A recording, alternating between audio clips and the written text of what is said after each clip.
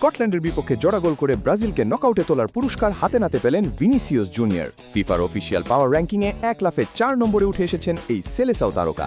Vini না হয় 4-এ, কিন্তু ফুটবল জাদুকর লিওনেল মেসির অবস্থান ঠিক কোথায়? আর চিরপ্রতিদ্বন্দ্বী কিলিয়ান এমবাপ্পেই বা আছেন কত নম্বরে? ফিফার ইতিহাসে প্রথমবারের মতো চালু হওয়ার সম্পূর্ণ নতুন এক রেটিং সিস্টেম কাঁপিয়ে দিয়েছে পুরো ফুটবল বিশ্বকে। চলুন দেখে আসি এই রেটিংয়ের আদ্যপ্রান্ত।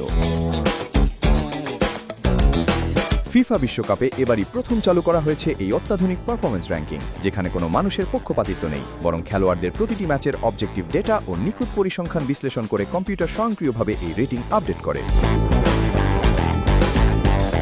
প্রথম রাউন্ড শেষে ভিনিসিয়াস জুনিয়র ছিলেন তালিকার 9 নম্বরে, কিন্তু হাইতিয়ার স্কটল্যান্ডের বিপক্ষে মাঠে যেন আগুন ঝরিয়েছেন এই ফরওয়ার্ড, আর তাতেই 5 ধাপ এগিয়ে 8.01 রেটিং নিয়ে ভিনি এখন বিশ্বের 4 নম্বর সেরা আক্রমণাত্মক ফুটবলার। এখন প্রশ্ন হলো, ভিনি যদি 4-এ থাকেন তবে 1 নম্বরে কে? সেখানেও কিন্তু শেষ কথা বলছেন সেই এলএম টেনি। টুর্নামেন্টের সর্বোচ্চ 5টি গোল আর 8.45 রেটিং নিয়ে র্যাঙ্কিংয়ে সবার শীর্ষে রাজত্ব করছেন আর্জেন্টিনার মহাতারকা লিওনেল মেসি।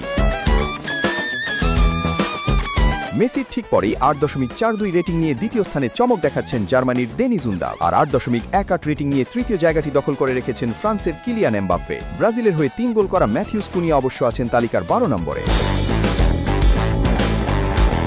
শুধু আক্রমণভাগী নয়, রক্ষণ বা ডিফেন্সের র্যাঙ্কিংয়েও সুখবর পেয়েছে সেলেসাওরা। ব্রাজিলের অভিজ্ঞ মিডফিল্ডার কাসেমিরো 7.09 রেটিং নিয়ে উঠে এসেছেন 6ষ্ঠ স্থানে। তবে এই ক্যাটাগরিতে 7.58 রেটিং নিয়ে সবার উপরে আছেন বেলজিয়ামের ব্র্যান্ডন বেশিলে। আর মাঠের মাঝখানে জাদুকরি পাস দিয়ে ক্রিয়েটিভিটি বা আক্রমণ তৈরির তালিকায় সর্বোচ্চ 8.21 রেটিং নিয়ে সবার শীর্ষে আছেন ফ্রান্সের Michael Olise. Sports desk, ATM news.